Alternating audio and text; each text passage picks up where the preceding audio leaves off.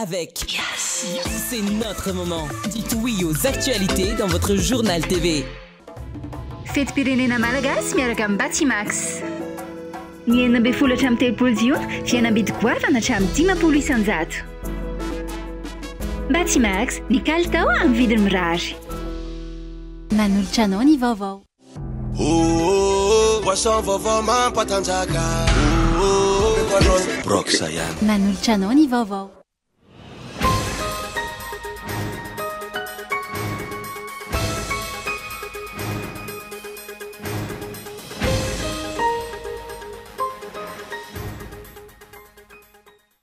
Romby folo hatreto namony ainy tamin'ireo tanora nanatrika lanonana fankalazana tsingeritaona tamina espace ray teny Merkasina ny sabotsy lasa teo. Tsy nasana natsikafen'ireo olana marary ny vahoaka amin'izao fotoan'ireo olona avy amin'ny fitondrana raha ny fanatrika mivantana tampokamba ny gouvernemanta teny amin'ny antenimieran-doolona androany. Tsy misy mangarara amin'ny masotsivana isafidianan'ireo mpikamba nandrafitra ny délégationna malagasy momba ny Îles Éparses hatreto tapabolana mialoha ny fionana ny Paris 30 jona. Miverina ny fanafihan-jola amin'ny rongo fitaovam-piadiana ao Toamasina. Tokantrano miisa enina no lasibatra tao Andranomadio ary nofehezin'ireo jolany fokotany nandritra ny ora maro nanaovany ny fanafihana. Anovelany olona 5 farafakely no namony ainy ary 7 amin'ny 20 ireo naratra no nitifitra balafomanga nataon'ny Iran tao Israel araka ny tatitra nataony ny sampana mpamonjy vono Israeliana androany ny antsipirian'izay.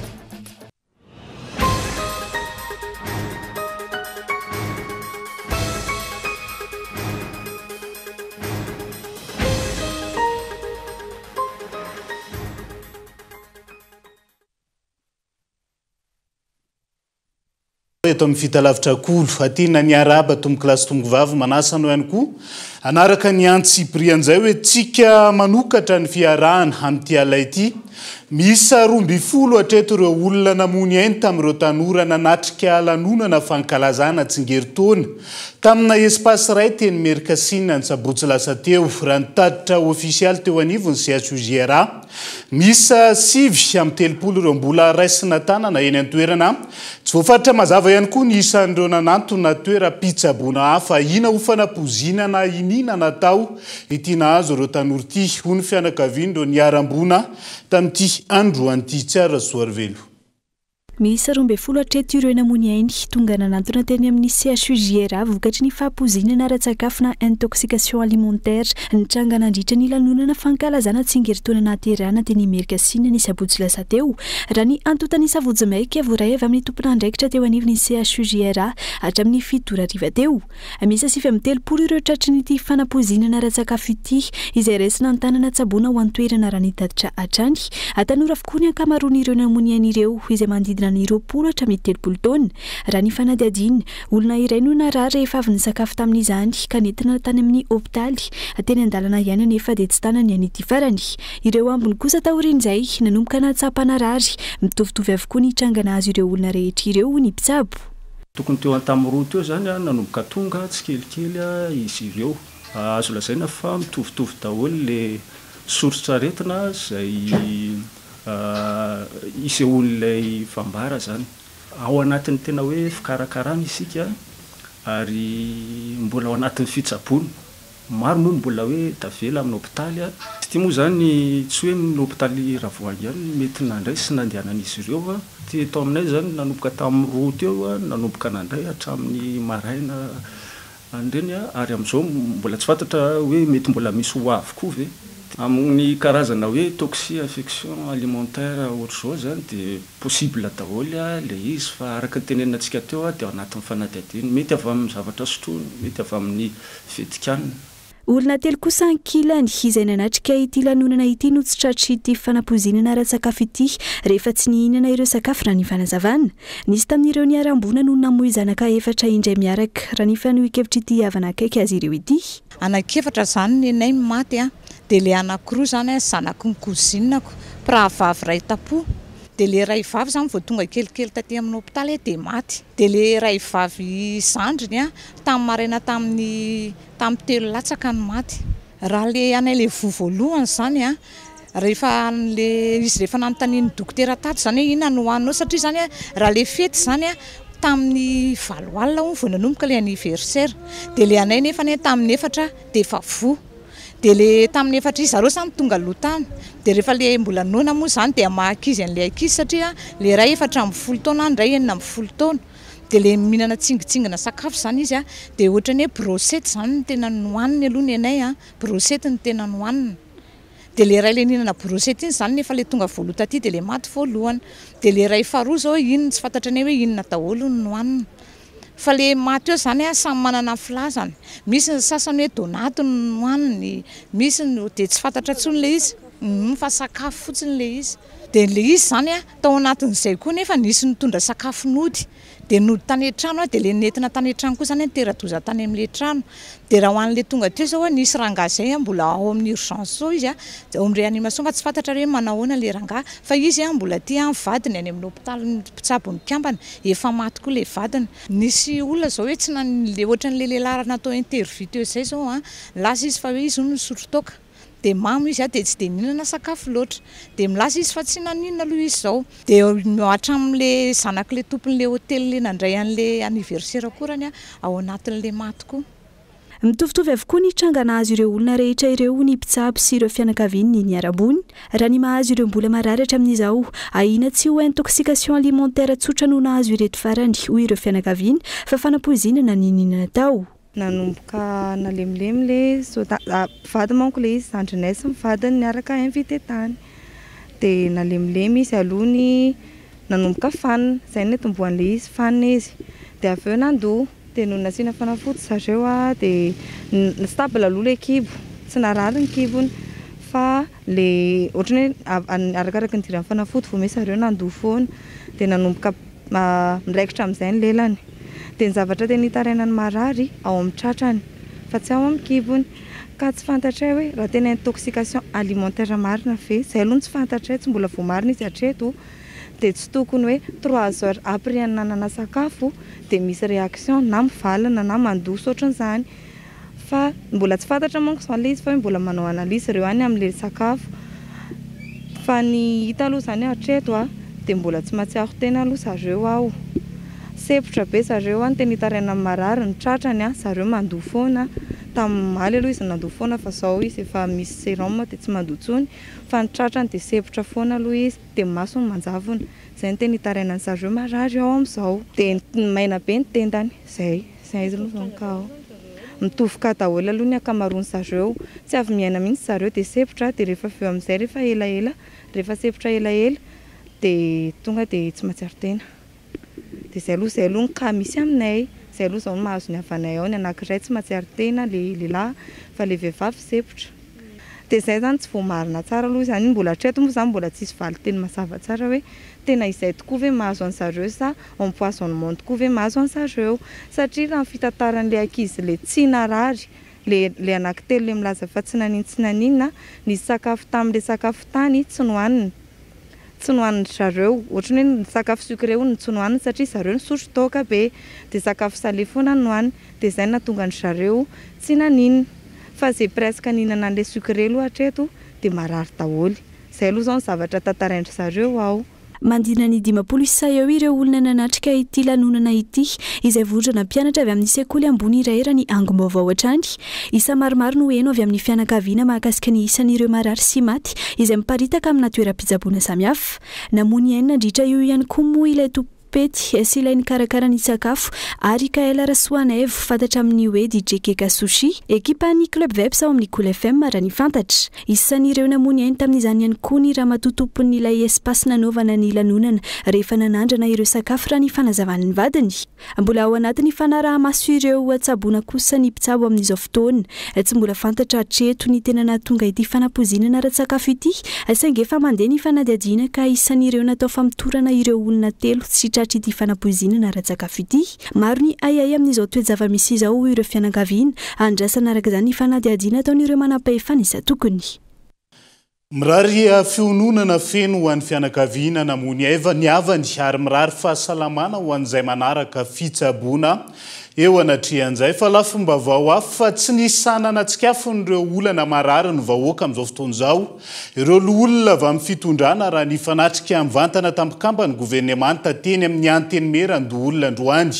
Amin'ny fanitran'ny firenena malagasy izay nahilika ny Prime Ministre lehibe ny governemanta amin'ny crise politika nifandimby amin'izao fotoana izao. Rina fitiavana no mitatitra ny antsiprian'izay. Efa nampozina fa tsy ho sahitsikerany tsy fahombiazan'ny Prime Ministre sy ny Ministra manoloana ny olana goavana mampitaly ny vahoaka amin'izao fotoana. Ireo olona maranisa miaraka amin'ny fitondrana tamin'ity fifanatrehana mivantana amin'ny mpikambana ao anatin'ny governemanta androany ity. Fankasitrana sy fankatelemana ny governemanta izay ambaran'izy ireo fa miasa noho ny bahatoerana tamin'ny fandraisam-pitenenana nataon'ireo olona ireo. Niresaka fanendrena tompona andraikitra any amin'ny faritra ao anatin'ny filan-kevitry ny Ministra, niady amin'ny kolikoly amin'ny fampidirana mpiasa mpanjakana no nanaovan'izy ireo tambabe. Natao ambanjavatra ireo olana ara-tsosialy sy ara-toekarena mampikaikaiky ny vahoaka ankehitriny. Ny tsy fahitan'ny mpitondra vahaolana, ny olany jiry ny rano, ny fampianarana, ny fahasalamana, ny efakaran'ny vidinentana ho an'ny olona avy amin'ny antoko malagasy miaramainga. Nahitsy izy ireo nanambara fa misy amin'ireo olombo afidy sasany mitsabaka andraikitra ka mibaiko sy manery ireo mpiasa mpanjakana amin'izay sitrapony. Eo koa ny fitarazoan'ny fanamboarana fotodrafitrasa maro izay nampanantenaina toy ny fananganana ny fitsarana ambaratonga voalohany any Mananara izay nambara tao anaty filan-kevitry Ministra ny 7 Jona 2024 fa amboarina saingy mandraka amin'izao 2024 izao mbola tsy manomboka ny asa. Ka eto, Monsieur le Premier Ministre, mangataka aminao zahay mba handray andanina bebe kokoa ary hanamebaiko ireny rantsamanjaky ny ministera tsiraikaraiky isaka district regny hanamafy amin'jareo fa misy lehibe zareo fa tsy zahay olo mafidy no mpibaiko zareo. Atao agnatin'ny famerena sy manara-dalàna ary ny tokony hanasovaka malagasy ny fiaraha-miasa atao fa tsy fagnarahana sitrapon'olo araiky amin'izay itiavany azy. Nailiky ny Prime Ministre any amin'ny crise politika nifandimbo ny antony fampahantrana ny Madagasikara tahaka izao. Nolazainy fa nikorontana ny tranga teto amintsika no nahataran'ny firenena malagasy amin'ny fampandroana ka mahatonga izao fahantrana lalina izao. Fandriamato Fleur République Andriamato Andry Rajoelina dia lazaiko aminareo fa tena miasa ary mampiasa ny gouvernemanta izy mba ahafahantsika mamaro olana maro isan-karazany. Olonareo misy fakana, io fakana io dia tsotra. Ny korontana te-pandriana firenetsika izay miverimberina hatramin'izay ary ny crise izay nanimba ny ataoko hoe ny fototry ny fampandrosoana teto amin'ny firenetsika dia io ny vokany. Mahita fialana balatrany ny mpitondra manoloana ity fahantrany firenena ity noho ny tsy fahaiza-mitantany. Tato anatin'ny 80 taona Intsay Kristiao ny isan'ny Prime Ministre nateza indrindra teo amin'ny toerany. Ary fomba fanao tato anatin'ny 7 taona mahery izay tsy aivona, nekeny any Rajoelina ny fametraha-pialany ary avy eo indray no tendrena. Voaporofa androany fa mazava ny antony nanendreny any Rajoelina Intsay Kristiao ny Prime Ministre noho izy ireo mitovy fomba fijery sy mitovy fahatsapana eto amin'ity firenena ity. Izy ireo samy mahita fa mandroso sy mamiratra i Madagasikara, sambatra ny eny amin'ny tontolo ambanivohitra. Androany arak'izany, mazava fa tsy manana olona tokisana ihany Rajoelina amin'io malagasy 30 tapitrisa io fa Intsay Kristiao ihany no hitany. Tsapany fa miasa ary mahafapo. Asa izay raha nisongadina tao anatin'ny 7 taona mahery izay. Ny fifidianana tamin'ny Intsay Kristiao Prime Ministre no ratsy indrindra teto Madagasikara. Fahatapahan'ny herinaratra maritra sy matetika indrindra. Fahantrana sy olana ara-tsosialy. Tsy mbola nisy tao anatin'ny 15 taona. Raha 770 ny tahan'ny fahantrana ny taona 2024. Tafakatra 777 izany ny taona 2024 ary ambonin'izay amin'izao fotoana izao. fa manareo solom-bavam-bahoaka ny tsisitrandro commune ny subvention avy amin'ny fanjakana amin'ity taona 2024 ity mifanilika andraikitra ihany koa ny ministera ny fitsinja ara-pahefana sy ministera ny fitantanam-bola ny amin'ny antony mampisatry vola ho an'ny commune io amin'izao fotoana izao nasaina no mitatitra ny antsiprian'izay fotoana tokony voan'ny subvention an'ny commune rehetra manerina nosy izao vanim-potoana izao hatramin'ny androany mbola maro ireo ben'ny tanàna no tsy manan-kolazaina ny amin'ny hoe hisy sa tsy hisy io volan'ny commune voarakitra ao anatin'ny kitapom-bola mpanjakana io ny ministra tompon'andraikitra tsy mbola nanome fiam-potoana mazava ny hivoahany izany fa hiezaka raha ny fanehonkeviny teny amin'ny lapany Tsimbazaza voalohany aloha marina fa ny ena ny transfert andrakany amin'ny commune amin'ny teton'ity fonctionnement fotsiny resahatra fa raha jerena ny subvention mitambatra mais ni subvention à CSP, subvention à EPP, ni crédit environnement, subvention supplémentaire, des mieux ni mahazatra.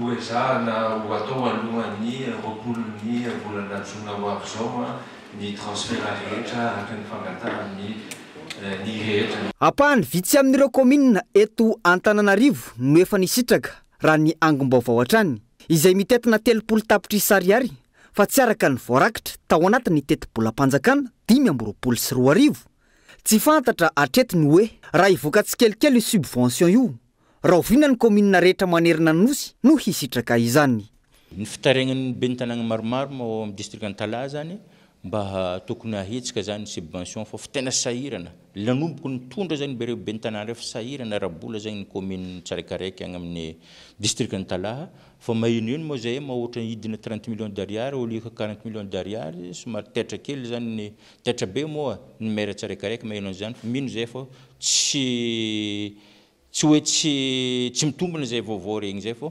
fangatanga zany mbo tazonina zany le 40 millions d'ariary efa nazatra ny commune tsarakaraiky fotoagna tokony boan'ny subvention ny commune fa fotoagnany mihitsy zao fotoagnany zay raha za ma maire ela be taloha zay mbola maire farany tara 15 juin zay fandroisan'ny subvention taloha ndraiky mois de mai ndraiky juin fa rehefa dépasse aloha ny 26 juin efa tsy fohisy azy zegny efa tsy fataony tsy misy mangarahara ny fitantanam-bola-mpanjakana hoy ny fanehoan-kevitry ny solom-bavim-bahoaka olana eo amin'ny hoenti-manan'ny fanjakana no mampisatra ny famoahana ny volan'ireo commune io atreto aloha dia iarahantsika malala fa mandalo fahasahiranana ny arabola ny firenetsika raha ny zava-misy raha malala zao satria na ny ateny mera-pirenena ary ty dia tratra ny mpiara-miasa amin'ny députeny hatramin'izao mbola tsy mandray karama nefa nahazo nomination hery-taona lasa zay dia iarahantsika malala fa ny commune koa dia mandalo fahasahiranana tanteraka ary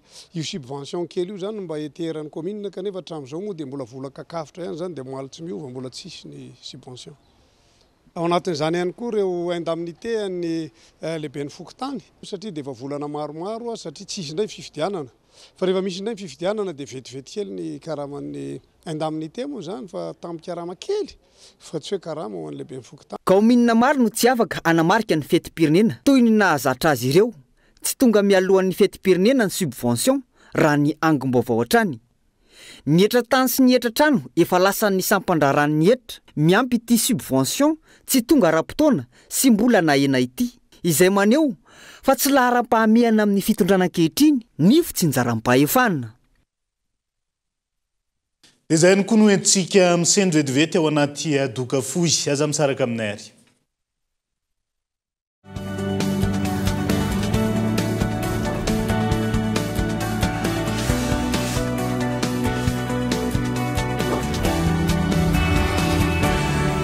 Et ça continue! C'est encore gratuit! Toujours gratuit! Tu parles toujours de... L'installation de la fibre! Et oui, ça reste gratuit! La promo continue jusqu'au 30 juin 2025. Profitez-en! C'est le moment de prendre la fibre in, la fibre go, la fibre family, la fibre home! Grâce ses collègues de Yas se feront un plaisir de vous installer la fibre gratuitement. L'abonnement est à partir de 49 000 RTTC par mois. Mais l'installation, c'est gratuit!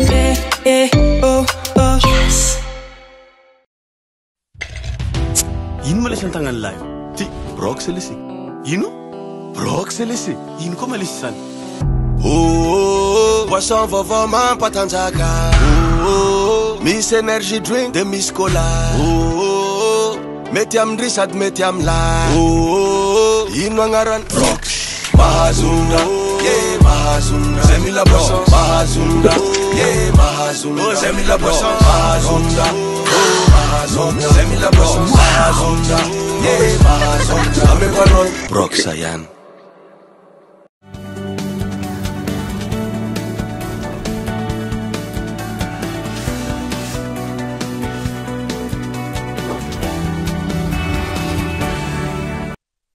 Mamerina ny araba trano tombokilasy tombovavy tonga sondray atao anatin'ny tapany faharoa amin'ny fampalalam-baovao amin'ny tiala ity maneho ankolaka ny fampitandremana ireo izay tsy mitovy hevitra amin'ny fitondrana ny fanamafisany Tsay Christian ny amin'ny sin'ny fitoniana eto amin'ny firenena hoy ny solombavam-bahoaka nanaovana fanadihadiana androany ny fanjakana izay tompona andraikitra voalohany amin'ny korontana misy eto amin'ny firenena rano fanohikevitra trany Tsiara Soarvelo.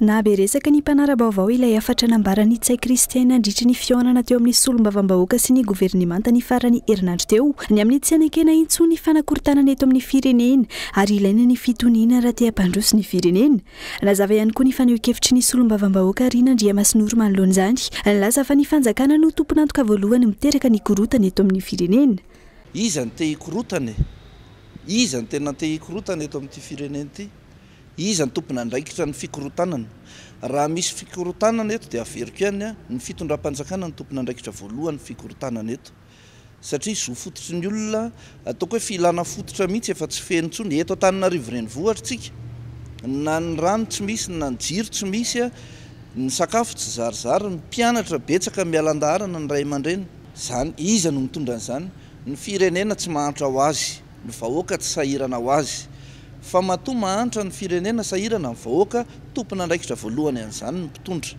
tadidiko tsara mihitsy ny teny Andry Rajoelina tamin'ny fotoanandro mbola tsy ohatr'izao ny fahantrany vahoaka mbola tsy ohatr'izao ny fahasahirana ny firenena mbola ataoko hoe manana ny toerana mahizy azy ary fa ozy Andry Rajoelina hoe misy mpitondra fanjakana veto fa amin'izao mivahoaka betsaka ny tehiteny hoe aleo tsy misy mpitondra no izay mpitondra manakorotana vahoaka ohatr'izao fotsiny Ijana ho teny fotsiny ilay hoe Madagasikara tsy maintsy mandroso raha tsy ny mpitondra mihitsy no mahatsapa sy manaiky ireo fahadisony amin'ny fitantanana ny firenena ho hiatrany ity solombavam-bahoaka ity tsy aivina ankoatra ity fanambarany Tsay Christian ity nilaza ihany koa ny préfet de police eto Antananarivo fa tsy ilaina intsony ny maneho hevitra ny dalambe raha ny fandrosoan'ny teknôlôjia amin'izao ny Facebook araka ny préfet an'Antananarivo efa deuxième force amin'ny faneho-kevitra ary politique de déstabilisation ny fividianana an-dalambe ny fitondrana izay manilika ny vahoaka mitaky ny zony ary mampangina izay rehetra tsy mitovy hevitra aminy raha ny fanazavana trany izay tena olana ngeza be eto amin'ny firenentsika mihitsy satria rehefa tsy ny olona mitondra korotana eto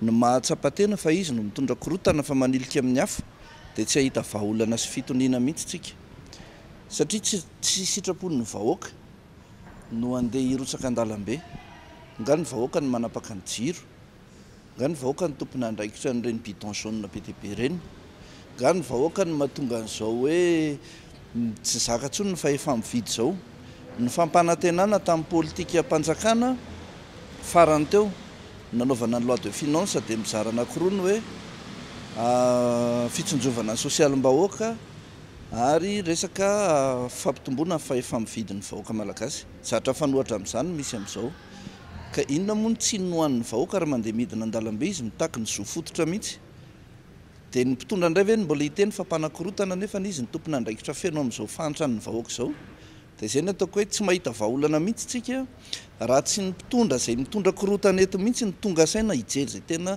hitodika mahasoan'ny vahoaka fa io na inona resaka ataoko hoe fanerena na hery famoretana ho ataon'ny mpitondra eo rehefa mbola tsy mahavany olana dia tsy asakana ny vahoaka tsy tokona mihitsy zany Amidika ho famotehana ny demokrasia eto ny fampiasana ny teny hoe korotana ary nampiasaina ho fitaovana nivanana ny faneho-kevitra ho hiatrany ity solombavam-bahoaka ity lazaina ho mpanakorotana ireo izay tsy mitovy hevitra amin'ny fanjakana maneho mazava izany fa matahotra ny fitondrana ary mampitandrina ankolaka ny amin'ny fanoherana sy ny fitakian'ny vahoaka ny zonja ny fanazavana trany ny fanambarana toy ireny izay amafisina ary ambetiny resaky ny governemanta rehefa mitombo ny hetsika fitakiany fotony amin'izao fanitra ny vahoaka izao ao anatin'izay raharam-pirenena sy politika izay hatrany dia manambahiny sampana fampalalam-baovao amin'ity ality dia tsy iza fandrematoa Rabendrina Jean-Jacques solombavam-bahoaka amin'ny Madagasikara voafidy tao amin'ny distrika amin'ny Betuika Atsimo miarabanao tonga soa atao anatin'ny fampalalam-baovao vita ilay roa andro ny aonanareo tamin'ny fahefana mpanatanteraka nafapo aloha tsy ho isy andrematoa solombavam-bahoaka fa misy azo antenaina ve tamin'ny valiteny azo anareo teo anatrihan'ny fahefana mpanatanteraka nandritra ilay roa andro. Miarabanao Andriamato Yves Richard sy ny mpiara-miasa aminao ary miaraba ny mpiray-tandrazana izay manaraka an'izao fandarana izao ihany koa. Ny mahafapo mo sarotra ny mahita an'izany eto ambony tany kanefa ny azo lazaina sady tsy nahafapo ny valiteny izay nomen'ny gouvernemanta no koa tsy nahafapo koa ny fomba ny tondrana an'ilay adievitra za manokana moa tsy tahoana tsy afaka nanatrika noho ny antony ara-pianakaviana fa voalohany aloha tsy tatitry ny prime ministre ange no andrasana fa fanontaniana avy aminay député mahakasika an'ireo fahasairanam-bahoaka maro samihafa ka mila valiny sy vahaolana avy amin'ny gouvernemanta. Ny zavatra natrehantsika nefa dia efa ho adiny 4 mahery Andriamato prime ministre no nanao ny tatitra fotoana hafa koa no anaovan'ny prime ministre tatitra fa tsy amin'ny fotoana fiforana toy ireny sady tsy nahafapoa ny valiteny avy amin'ny gouvernement satria tsisy solution palpable no koa tsy nahafapo koa ny zavatra nanontanianay député sasany fa isorako reo namana sasany indrindra fa ny député mpanohitra zay nametraka fanontaniana ary tena nitondra ny feony voaka fa ny akamaroany ry zareo zay milaza ao majorité dia fipasohana sy fanindrandrana ny gouvernemanta. Misy solombavam-bahoaka amin'izao fotoan'izao milaza ny andray fepetra manoloana ny ataontsika an'ireo hoe ministra na tompon'andraikitra samihafa mety tsy mahita vahaolana eo anatria ilay zava-misy eto amin'ny firenena miombon-kevitra amin'izay ihany koa ve Andriamato Rabendrina Jean-Jacques ho any Androany. Solombavam-bahoaka izahay ary mitondra ny feon'ny vahoaka miombon-kevitra amin'ny hoe zay zavatra voalazan'ny lalàna ohatra zao hoe rehefa tsy mahavita azy ny gouvernement inona ny voalazan'ny lalam-panorena dia afaka manao vote na motion de censure ny eo anivony parlementa ohatran'izay koa na ny filoham-pirenena fa zay zavatra zay raha ny zava-misy araky ny hitatsika dia kely ihany ny filoko raha ohatra zay raha nitovy hevitra aminay mpanohitra daholo zareo ka tena nahatsapa izao fahorim-bahoaka zao dia tokony hisy tokoa ny fanasazina na ny motion de censure na ny fanakanana mihitsy ny gouvernementa fandravana ny gouvernementa avy aty aminay député zay lalàna omeny zay fahefana omeny lalam-panorenana anay zay nefa moa raha io zava-misy hitatsika io ny matetika ara fandokadokafana fisaorana hoe saotra noho ny asa fampandrosoana misaotra nohony zao raha isy koatra fotsiny hoe misy namana député tsy tononoko anarana milaza fa hoe misaotra amin'ny fitondram-panjakana nanomboatra hôpitaly manara-penitra bloc fandidiana raha ny any Beza manokana zany ny bloc opératoire ny Beza zany efa tany amin'ny première république ny vita tompoko ny any Betuika Atsimo dia tamin'ny fotoana fitondrany Andriamato Rajonarimampianina ny tenako zao nangataka azy tamin'ny ministre ny fahasalamana tamin'izany fotoana zany nahazoana ny dentisterie nefa mandraky tiany androany sady tsy misy mpitsabo nify lay dentisterie no tsy misy mpandidy lay bloc opératoire. Inona zany ny afatra entina Andriamato Rabendrina Jean-Jacques ho an'ireo solombavam-bahoaka mbola mahita ny ataontsika hoe fandokana n'ilay fitondram-panjakana amin'izao fotoan'izao lay gouvernemanta eo anatrihan'izay situation nambaranao zay.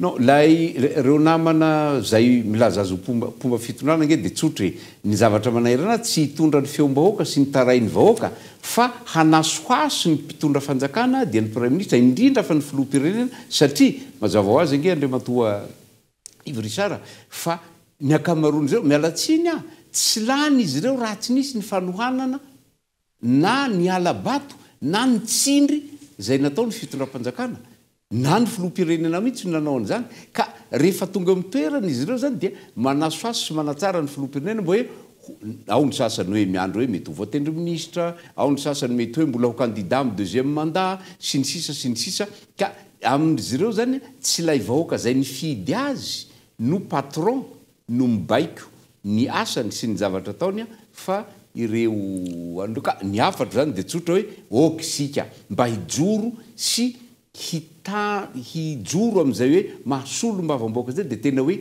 ny feon'ny vahoaka no entina fa itsika akory tsy solombavan'ny filoha-pirenena tsy solombavan'ny prime ministre tsy solombavan'ny gouvernemanta fa solombavan'ny vahoaka ka tokony tarain'ny vahoaka sy zay zavatra maharary ny vahoaka no tokony hoentsika ny taraina farany hoentsika amin'tinana andresadresaka amin'ty ality ny afatra tsipinao ho an'ny vahoaka malagasy izay manaraka ny fampalalam-bavao amin'ty ality amiko dia tsotra samy manana ny andraikiny misy ny andraikitra izay napetraka ho anay solombavambahoaka misy ny andraikitra napetraka ho an'ireo mpanatanteraka misy koa ny andraikitra napetraka ho an'ny vahoaka inona izay andraikitra zay ny andraikitry ny mpanatanteraka dia manatsara ny andavanandrom-piaina ny piray firenena ataondry zareo ve zay sy tsy ataondry zareo anjarantsika tsirairay no mitsara ny andraikitra solombavambahoaka dia mitondra n'izay feon'ny vahoaka zay manao volavolan-dalàna ihany koa micontrôle ihany koa ny asany mpanatanteraka zay koa ny asanay solombavambahoaka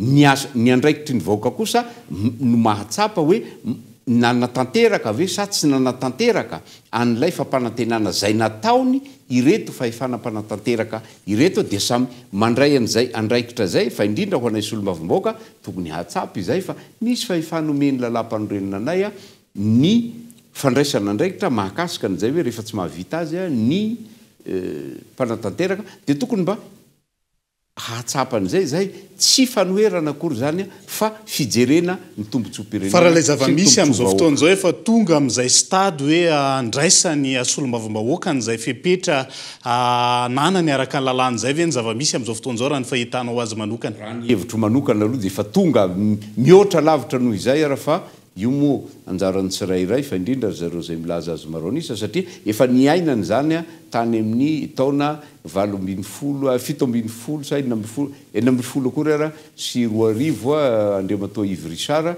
satria nahatsapa ary de raiko ny namana niaraka taminay solombavambahoaka tamin'izany ny majorité tamin'izany fa tena hoe nahatsapa ny andraikitra mahasolombavambahoaka zay fa indrisy moa asangambany hoe mety hisy ihany koa zavatra zay rapitso raha fakapitso fa dia eto motsika zany samby hitsara zava-misy sy mitranga rapitso na raha fakapitso ankasitrahantsika ny solombavambahoaka amin'ny Madagasikara Rabendrina Jean-Jacques atao anatiny izay fanehoan-keviny mikasika ny raharaham-pirenena izay fa toy n'ilay tranga fanapozinana ara-tsakafo nahafatesana olona 12 tamin'ny sabotsy lasa teo namoaka fanambarana zao aly zao amin'ny ministeran'ny fizahantany sy ny asa tanana fa nakatona vonjy maika ilay trano fandraisam-bahiny sy fisakafoanana antony tsy nanana taratasy fa azon-dalana ihany koa io ivitoerana io taorian'ny fitsirian'izay nataon'ny ministera tompon'andraikitra ho hitantsika eo ihany ny fivoaran'izay raharaha zay iverenantsika vetivety ny vaovao mikasika ny fiainam-pirenena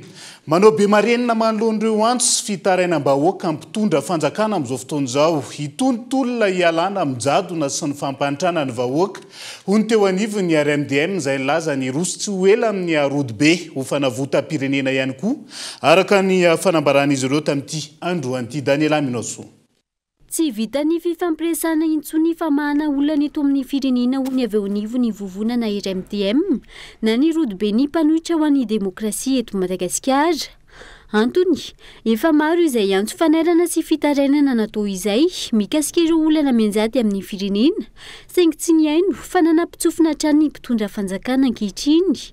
I Madagasikara izay tsy tokony ho tafalatsaka anaty antsana lalina tahaka izao raha tsy nijiriziry amin'ny heviny fa niaino sy naka-hevitra tamin'ireo ray aman-dreny sy hery samihafa teto amin'ny firenena ny mpitondra fanjakana ankehitriny. Manao be marenina ny mpitondra fanjakana. Zay hafatra rehetra nalefa tana mpitondra fanjakana dia tsy henony hitatsika delestazy fantanina napetraka antsika teto tamin'ny hoe misy fanjakana ve eto dia fanjakana mpanagadra no misy eto mpanao raha matahora no misy eto fa androany tsika metraka fantanina mpitondra fanjakana ndray androany hoe ovina no tapitra delestazy tsy mila lafiny teknika azavaina ny olona fa manontany ny olona hoe ovina ny tapitra delestazy marary ny olona mila vahaolana zany izany amahan'izany olana zany misy tompon'andraikitra nefa eo mangina ny tompon'andraikitra avotana ty tandanjantsika ity anao rodobe tsika tsy hitako tsy efa natao zao zavatra rehetrarehetra zao ny ray aman-dreninay efa miantso fifampiresahana natao daholo zao zavatra rehetrarehetra zao firy taona zay nanomezana sosokevitra teto izany miaino ianao ndre manome sosokevitra hoe na raha mitady sesa na raha mitady tetezamita zany foana zany ny valin'le resaka hoe io ary jirama tsy voava izany mitady seza amin'ny jirama ataon'olona seza amin'ny jirama zay be marenina zay no hitadiavantsika solution hoe inona ny fanafodin'ny be marenina irosotso ela amin'ny rodobe izay araka izany ny avy eo anivony RMDM raha ny fanazavana trany iray mivondrona misihatra amin'ny lafo ny fitsinjarana sy arabaritra goavana eto Madagasikara ny Abibo Group nitsangana ny taona 1970 mivelatra trano ny mivondrona amin'izao fotoana izao miaraka amina ekipa hitanina teknisianina malagasy maro mivondrona izay mikendry hatrany ny hanomeny vahoaka ny tsara indrindra amin'ny vidiny takatra ny rehetra ihany koa ao anatin'ny fanajana ny fenitra iraisam-pirenenandao arahantsika ny antsiprian'izay tamin'ny taona 1977 no namirona ny fianakaviana Karmalite eto Madagasikara ny groupe Abibo. Ity tantara miavaka ity dia nanomboka tany amin'ny faritra be fandriana avaratra. Tamin'ny fampiroboroboana ny vokatra teny an-toerana ary ny hitatra haingana eny amin'ny sehatra ny fitsinjarana sy ny indostria. Ankehitriny miaraka amin'ny ekipa ahitana talenta malagasy ny ankamaroany dia miasa mba hanolorana traika efa tena miavaka ho an'ny mpanjifa. Manome toky izahay hanomeny vokatra tsara indrindra ho an'ny mponina eo an-toerana amin'ny vidiny takatry ny rehetra. Tsotra ny tanjonay hanolotra ny tsara indrindra ho an'ny malagasy rehetra. Ao amin'ny Abibo ny fahaiza-manao no herinay. Isan'andro mitandrina manokana amin'ny fisafidianana ny ankora tsara indrindra izahay. Na avy amin'ny faritra misy antsika na avy any ankafa. Tsy maintsy mahafeno ny fenitra iraisam-pirenena enjana indrindra amin'ny lafiny kalitao sy fiarovana izy ireo. Amin'ny alalan'ny fampiasana ny fahaiza-manao eo an-toerana, ny orinasa famokarana eto Antananarivo dia mamoaka vokatra tsara kalitao isan'andro ho amin'ny fiainana andavanandro. Noho ny famokarana manara-penitra ary fomba famokarana entitra sy voafehy tsara, ny kalitaon'ny vokatray dia mifanaraka manokana amin'ny filan'ny malagasy ary manaja ny fenitra iraisam-pirenena. Ny fanoloran-tena amin'ny fahatsarana no fototry ny groupe Abibo. Reharehanay ny fanatobiana entana izay mifototra ny fototra-fitrasa moderna sy manavao hatrany ary mahafeno ny fenitry ny fiarovana entitra indrindra.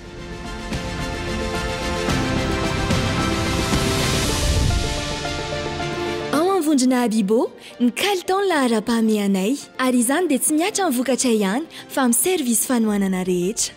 Ny fiarahana miasa amin'ny mpanjara matianina maherin'ny 900 miparitaka manerana ny faritra 13 eto Madagasikara no iroborobo ny traikefanay amin'ny fitsinjarana izay tena hita fa mahomby. Izany dia ahafahan'ny groupe Abibo mampielo ny vokatra any amin'ny faritra lavitra indrindra sady mitahiry hatrany ny kalitao isaky ny dingana. Ao amin'ny Abibo, ny fahafapon'ny mpanjifa no lahara-pahamehanay. Marika maherin'ny 90 ny tsinjarainay ary navita nanangana fifandraisana matanjaka tamin'ny mpanjara sy ny mpanjifa izahay. Ny vokatra azinay dia misy tolotra isan-karazany manomboka amin'ny paty tena tsara kalitao hatramin'ny zava-pisotro mamelombelon'aina tsy azo ialana ary ao koa ny zavatra ilaina ho an'ny zazakely. Isan'andro dia manolotra vokatra vaovao ary azo itokisana ho azy ireo mahafeno ny filany sy ny zavatra mety andrasana. Ny tantaran'ny Abibo dia sarotra sarahana amin'ny tantaran'ny firenena malalantsika Madagasikara. Izahay ao amin'ny Abibo dia tarihiny viana feno fanantenana ho an'ny hoavin'ny firenentsika. Tapa-kevitra izahay fa hanome aina hatrany ny sehatry ny fitsinjarana sy hanamafy ny sehatry ny varitra eto an-toerana. Nanomboka tamin'ny taona 2024 niaraka tamin'ny fananganana ny toeram-pivarotana lehibe dia nanome traika efa tsy manam-paharoa amin'ny fiantsenana izahay. Amin'ny fanomezana vokatra mihoatra ny 903 alina avy eto an-toerana na avy any ivelany manana kalitao tena miavaka ary amin'ny vidiny mirary. Ankehitriny ny aro sy ampivelatra ny vita malagasy ihany koa no anisan'ny tanjonay. Ny fanondranana entana any amin'ny ranomasimbe indiana dia mampandray anjara amin'ny fampiroboroboana ny fahaiza-manao malagasy ary manamafy ny akony any an-dafin'ny faritantsika. Ao amin'ny Abibo, mirehare izahay efa mandray anjara mavitrika amin'ny fampandrosoana ny firenentsika sy ny kolontsainy.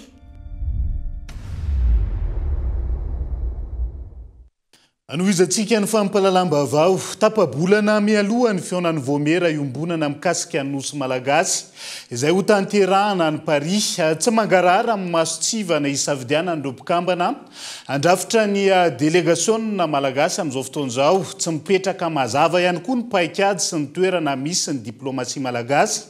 Eo anatrehan'izay fanontaniana goavana isan'ny mipetraka araka izany hoe fitakiana famerenana sa fifampirarana hijerena vahaolana iraisana no isongadina ny telobolo jona ho avy izao andao arahantsika ny antsiprian'izay miaraka misantatra ny aina. 14 andro mialoha ny fionan'ny Vomera iombonana mikasitra ny Élysée Parsany Paris ny telopolo jona ho avy izao mbola tsy fantatra ny firafitry ny délégationna isolontenan'ny malagasy. Voalaza fa tokony ho amin'ny ety herinandro ity vao fantatra ireo olona andrafitra ny délégation. Mbola tsy fantatra ihany koa ny paikady mazava entin'ny fitondram-panjakana malagasy amin'ny fitakiana ireo nosy ireo. Mipetraka ny komity scientifique izay nanasana ireo ratsimangaka rehetra ao anivon'ny gouvernementa ny fahafana manendry ireo olona manam-pahaizana sy matianina amin'ny sehatra misy azy ireo tsirairay avy mba ahafahana mandrafitra ny komity nanivoniera scientifique izay mamolavola ny raki-kevitra izay hoentin'ny Madagasikara ao anatin'izany. Mahakasika ny délégation izay azo any Paris dia ao anatin'ny fametrahana an'izany délégation izany isika satria misy teboka anankitelo izay tsara fantatry ny tsika rehetra ihany koa ao anatin'ny fikarakarana ny Vomera iombonana dia misy ny lahadinika izay laniny rotonta, misy ny raki-kevitra izay lanitsika eo anivon'ny filan-kevitry ny ministra ary misy ny lisitry ny délégation izay tapahana ihany koa eo anivon'izany ary inona ny masotsivana isafidianana ireo mpikambana voalaza fa ho tapahana amin'ny filan-kevitry ny ministra ireo? Olona vonina iady ho an'ny tombotsoa ambon'ny firenena tokoa ve? Fiara-mitatana sa fitakiana no kendrena? Aina ho fiara-mitatana kokoa na fifampirarahana no ataon'ny mpitondra fanjakana raha jerena ny faneho-kevitry ny filoha frantsay sy Andry Rajoelina. Nanambara ity farana volana vitsivitsy izay tao amin'ny televizionna malagasy fa ifanaraka amin'ny filoha frantsay ny tenany ary tsy maintsy ahita vahaolana iraisana mikasika an'ireo nosy ireo. Mazava nefa ny fanapahan'ny firenena mikambana no raisina tamin'ny 770 momba ireo nosy malagasy izay mandidy ny fanjakana frantsay ifampiresaka amin'ny fitondrana malagasy momba ny amerenana n'ireo nosy ireo amin'ny Madagasikara. Famerenana fa tsy fifampirarahana. Mitotoka amin'izay famerenana izay ve iorindran-kevitra volavolain'ny komity siantifika voaresaka io? Tsy misy valiny hatreto ireo fanontaniana manitikitika ny sain'ny mpanara-baovao. Saropady ny resaka fitakiana ireo nosy misandrahaka na ny Élysée Pars ka tsy tokony ho konokonohy ny fanjakana samirery, tsy misy fangaraharana fa raharam-pirenena io nosy any malagasy rehetra ireo. Tsy aivina, samy nampita hafatra avokoa ireo mpisehatra sy manam-pahaizana nanaovana fanadihadiana sy naneho hevitra mikasika ny famerenana ireo Élysée Pars fa tsy tokony hanaonao foana anao jadona sy izay tiany toy ny mahazatra azy ny fanjakana malagasy. Amin'ny tiraray ity no izany ankina ny androany sy ny hoavy ny malagasy. Ka tsy manan-jo, tsy manam-pahefana, hiala amin'izay fanapahana ny firenena mikambana amerina ireo nosy ireo ho an'ny Madagasikara izay komisionna isolontenan'ny Madagasikara amin'ny fionana ny 30 jona ho avy izao. Melohany idirantsika ao anatin'ny maresaka iraisam-pirenena veriny indray ny fanafian-dalo mirongo fitaovam-piadiana ao Toamasina amin'izao fotoan'izao tokantrano miisa 9 no indray lasibatra tao Andrano Madio ny farany herinandro teo. Naharitra ora maro ny fanafiana ary tsy nisy nanelingelina ireo jolahy noho ny abetsaka izy ireo amaroan'izy ireo ny feny ray fokotany nandritra izay fanafian'izay Erinora Zafimanana Kolo Toamasina. Nanjakan'ny andian-jolahy tanteraka tao amin'ny fokotany 1143 Andranomadio. Lasibatra ireo mpandraraha madinika toy ny épicerie sy ny cybercafé.